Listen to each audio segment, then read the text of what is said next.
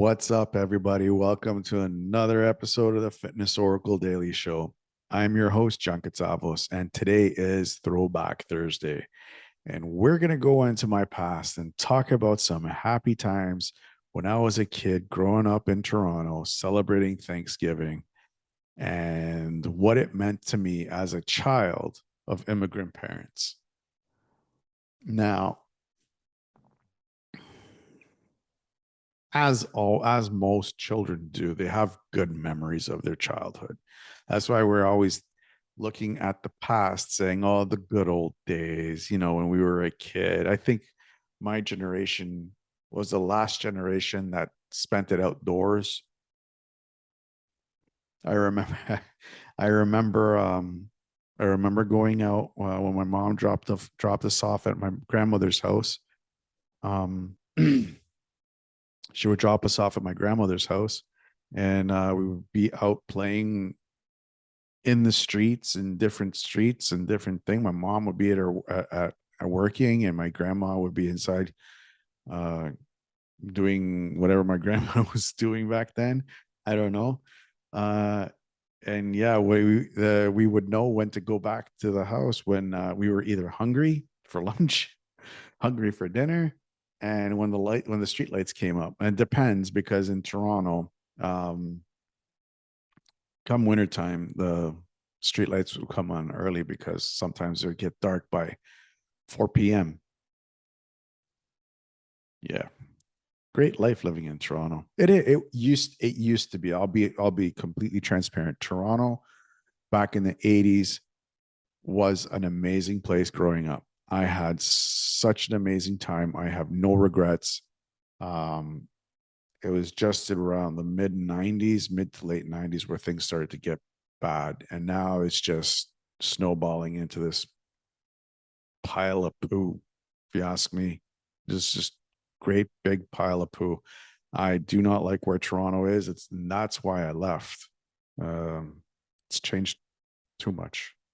I understand change. Change has to happen, but the amount that it's changed and the frequency that it's changed, it's just really, really, really bad. And it's not just Toronto, all of Canada. And that is, anyways, we're not going to get into politics.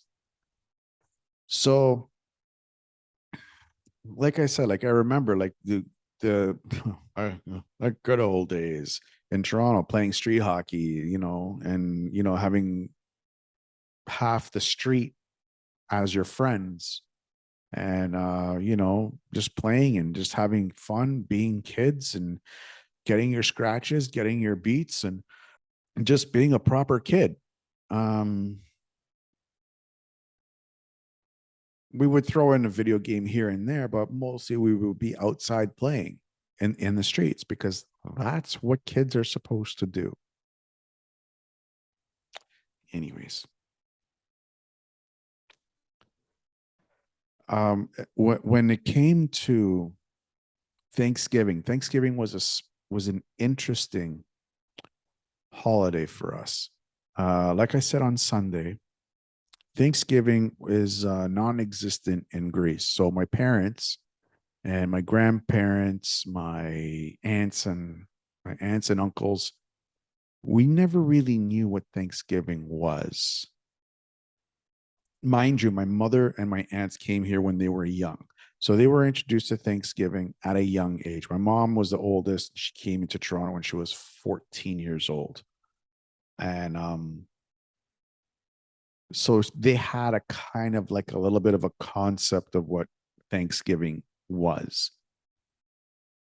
But they really never did anything. They just had it as a day off kind of thing. Not really, the turkey and the get-togethers and the stuffing and, pumpkins and apple picking. They never really did any of that stuff. They didn't know any of that stuff. It was only until myself, my cousin, my sister, and my other cousin were born, um, and we started going to school, where we started to really get into the feel of Thanksgiving. Before that, it was like I said, like it was just everybody just getting together and just saying, "Yo, what's up?" and "Hey, how's it going? All right, we got a day off from work, yay!" But with us going to school and with the kids going to school and everything, we would kind of like tell them, you know what, we should do the turkey kind of, we should do the turkey and the stuffing and this and that, and they would slowly catch on.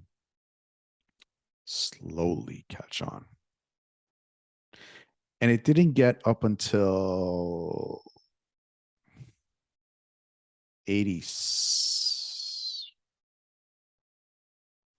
it was 85, 85, 86 when the second batch of cousins came. We had batches of cousins. It was myself, my cousin, my sister, my other cousin, and there was a little bit of a pause from 82 to 85. So it was a 3-year pause, and then there was like two other cousins, and then my last two cousins. So Greek families, what do you expect? Nice big families. And yeah, so it wasn't up until the second batch, as I'm going to call them, the second batch of cousins were born, where we actually really started to do the Thanksgiving. Um, the big family get-togethers with a turkey and the roasts and apple picking and pumpkin carving and all that fun stuff that we do on Thanksgiving. Canadians, you know what I'm talking about. Americans, you also know what I'm talking about, but you guys do Thanksgiving a little bit later in November. So it was great because one, the first batch of cousins were a lot older and we understood the real meaning behind Thanksgiving. Well, we had our understanding of Thanksgiving. And to me, it was a little bit more special because I'm like, well, this is the time where you give thanks back to your friends, your family, uh, your neighbors and all this. Thanks to God for blessing us with life and the freedom that we live in. Back then in Canada, now not so much, maybe a little bit, but still, like what I mean. It was that whole concept of giving thanks for what you have, and that meant a lot. That means a lot. Even now, it means a lot. Like I'm really grateful for being a son of an immigrant family. It gives me a different perspective um, on life and other people. And I find it interesting that later on, later on in life, my grandmother passed away in 1990. And we all thought that she was the glue that was holding everybody together. There was a little bit of animosity between my mom and one of her sisters. Always has been, always will be. It's just one of those constants in the universe. My mom's yin, she's yang. She liked to think the other way around, but anyways, I'm biased towards my mom, of course. And it was when you could see like we were still coming together. We were still um, doing the family get-togethers. It was cold. It was cold. It wasn't like it was in the 80s. In the 90s it was cold. The Thanksgiving get-together was cold. Not just Thanksgiving, but Christmas, Easter, the big holidays for us Greeks. When my grandmother left, that's when it started to get a little bit more different. I want to use the word different. Um, it wasn't up until when my grandfather passed away about 7 years ago where everything just fell apart. We don't speak to this family anymore. Family stuff I'm not going to get into.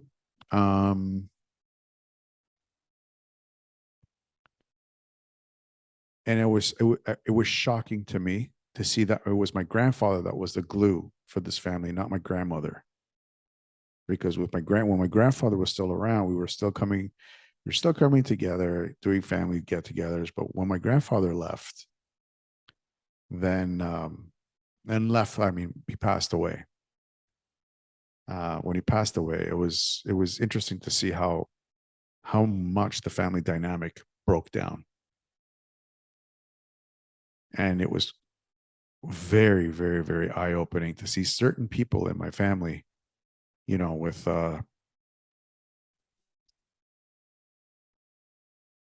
stuff like that. It was, yeah. That's all I want to say about that. Anyways, moving forward. But like I said, like Thanksgiving to me is still one of my favorite holidays. It's in my top 5. Yes, in my top 5 because of the meaning of giving thanks to the people in your life that are supportive of you and the people that are not supportive of you. You're just giving thanks to them pointing out things that other people are not being able to see because of biases. Now, tomorrow is Friday. Tomorrow's Friday, and it's TGIF Hot Fridays. And I'm going to be going off on the reason why you should be in the gym on Thanksgiving, why you should be in the gym on Christmas Day, on Christmas Eve, in New Year's Day, on New Year's Day, New Year's Eve, on Easter, Easter Friday, Easter Monday, Easter Sunday. If you're scheduled to work out, you need to work out. End of story. It's an hour and a half of your day. Jesus will forgive. You don't need to tell him. So long as you're taking care of yourself, he knows, and he's in here. He's in here, and he's in here. That's all that matters. I don't need to be in a church to let him know that. He knows. Anyways, we're going to get into that tomorrow in full detail. And my hard case is going to come out. Yeah, but yeah, baby. You know it. So thank you for watching this episode, and I really hope that you enjoyed it. Please don't forget to subscribe, hit the bell, and share this episode on this channel if you're watching this on YouTube or Rumble.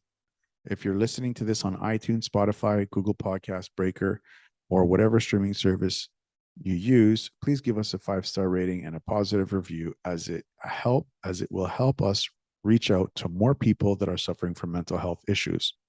But before you go, I'd like to invite you to keep the conversation going by signing up to your free account at PodInBox. Over the years, we have discovered that in order for us to achieve the greatness that we are destined for, we cannot do it alone.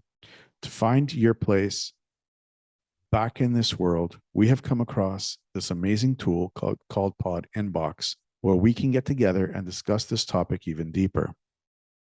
All you have to do is click on the link in the show notes and sign up for your free account and find out for yourself how powerful community really is. Once again, I'd like to thank you so much for listening, bearing with me for some of those awkward pauses that I've been trying to get over. I'll see you guys tomorrow when we go off on why you should be working out on the holidays. Until then, you guys be good.